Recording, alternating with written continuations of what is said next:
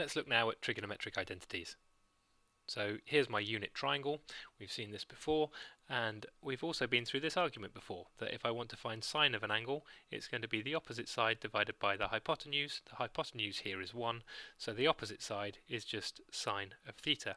And I apply the exact same argument to say that cosine of theta would be the adjacent side divided by the hypotenuse, which is also 1, so the adjacent side just becomes cosine of theta. So far, nothing new.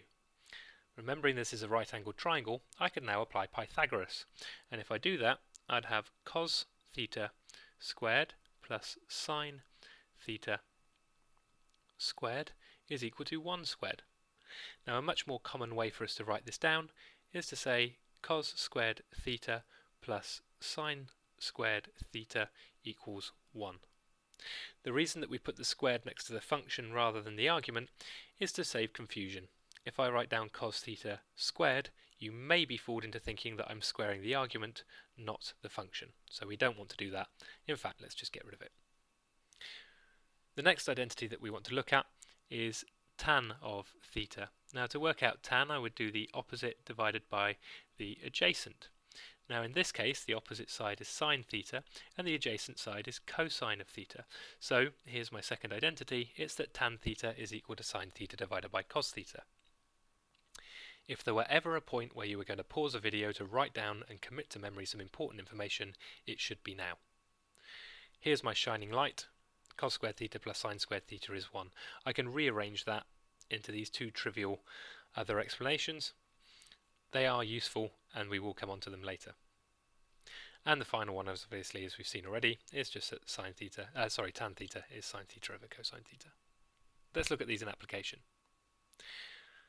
We're going to simplify these expressions. The first one, cos squared 2 theta plus sine squared 2 theta. Well, I've got the same argument here as I have here, so cos squared of something plus sine squared of something is 1. End of. Easy as that. In the second example, the first thing I'm going to do, go with my instincts, factorize, so I end up with 4 minus sine squared theta. And remembering from my previous slide, 1 minus sine squared theta is the same as cosine squared theta. This becomes 4 lots of cos squared theta. Final example, sine 4 theta I'm not changing, all over 1 minus sine squared 4 theta. Well, 1 minus sine squared 4 theta could be written as cos squared 4 theta, and I'm square rooting that. So this would then become sine of 4 theta divided by cosine of 4 theta. Sine divided by cosine is tan. In this case, not with a large line, it's just going to be tan of that argument 4 theta. In proofs, as per usual, we start from one side and we work at it until we get to the other side. So I'm going to start from the idea of cos squared theta minus sine squared theta all over cos squared theta.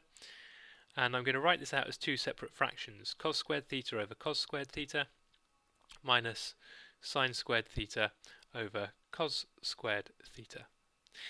Now, cos squared theta over cos squared theta is clearly 1. Because both of these functions are squared, I could write this as sine theta over cos theta all squared. Now sine theta over cos theta we know is tan theta, and I'm squaring that, so what I've got here is tan squared theta. And there I have my unbroken chain of argument from left to right. In the final example, I'm now going to go through finding exact values for sine using cosine. Do not use a calculator to do this. There is an overwhelming urge for students to suddenly get a calculator and say cosine inverse of this and then do other bits. Do not do that. You will not get the exact answers. Cosine of theta is equal to 12 over 13. We want to find the value for sine theta. Well, what do I know? From earlier identities, I know that sine squared theta is equal to 1 minus cos squared theta. So I could write sine squared theta down as 1 minus 12 over 13 squared, which would become 1 minus 144 over 169, which is 25 over 169. So sine squared theta is equal to 25 over 169.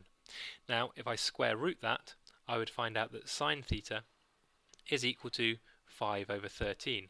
However, that's not the end of my story, because obviously when I square root, I get two possible solutions. I get a positive one or a negative one. Now, there's additional information here that we haven't already used, which is that theta is a reflex angle. So let's think about this.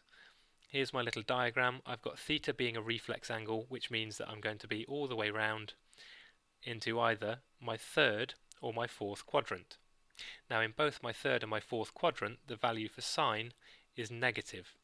So I should know for definite that sine theta is going to be equal to the negative value, minus 5 over 13. In the second example, I've got a relatively similar thing. This time, sine is equal to 7 over 25, and theta is obtuse. I'm finding a value for cosine.